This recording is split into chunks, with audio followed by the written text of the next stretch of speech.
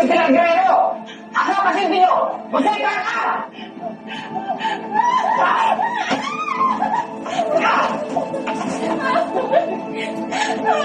Sir, ayaw magsalita eh.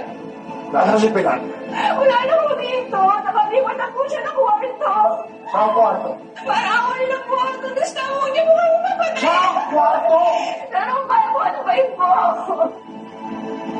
Walang testigo.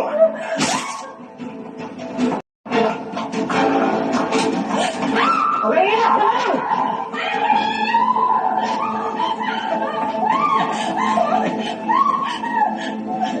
Asa si Pilar Guerrero? Asa ang pasyente nyo? Jose Carta!